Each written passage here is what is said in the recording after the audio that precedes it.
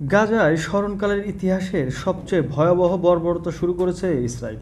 গত সপ্তাহের শেষ দিক থেকেই এ হামলা আরও জোরদার করেছে দেশটির বর্বর সেনাবাহিনী।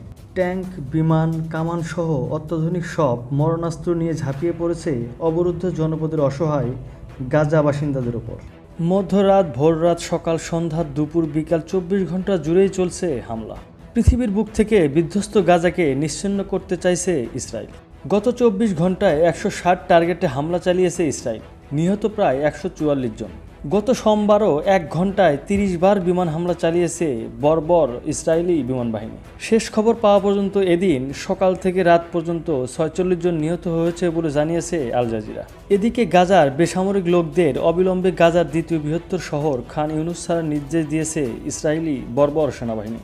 বিশেষ করে পূর্বাঞ্চলের আবাসিক এবং বানি সুয়াইলা পাড়ার বসবাসকারীদের জন্য নতুন জোরপূর্বক ঘরবাড়ি ছাড়ার আদেশ জারি করেছে নেতানিয়াহু। এমনকি সেখানে এ যাবৎকালের সবচেয়ে ভয়াবহ হামলা চালানো হবে বলেও হুঁশিয়ারি দিয়েছেন নেতানিয়াহু। গত সোমবার নুসিরাতের ঘরবাড়ি ছাড়াদের একটি আশ্রয়কেন্দ্রে হামলা চালায়। সে হামলায় 5 জন ফিলিস্তিনি নিহত হয়েছেন। আবার ব্রিটিশ দাতব্য সংস্থা মেডিকেল এইড ফর প্যালেস্টাইন জানিয়েছে, ইসরায়েল রাতের বেলায় দক্ষিণ গাজার খান ইউনুসে অবস্থিত নাসের মেডিকেল কমপ্লেক্সে চিকিৎসা সামগ্রী সরবরাহের গুদামে হামলা চালায়। চলমান হামলার মাঝেই সোমবার এক ভিডিও বার্তায় নেতানিয়াহু বলেন, পুরো গাজার নিয়ন্ত্রণ করবে ইসরায়েল। ইসরায়েলের এমন বর্বরতা নিয়ে আপনাদের কোনো মতামত থাকলে অবশ্যই কমেন্টে জানাবেন। আল্লাহ হাফেজ।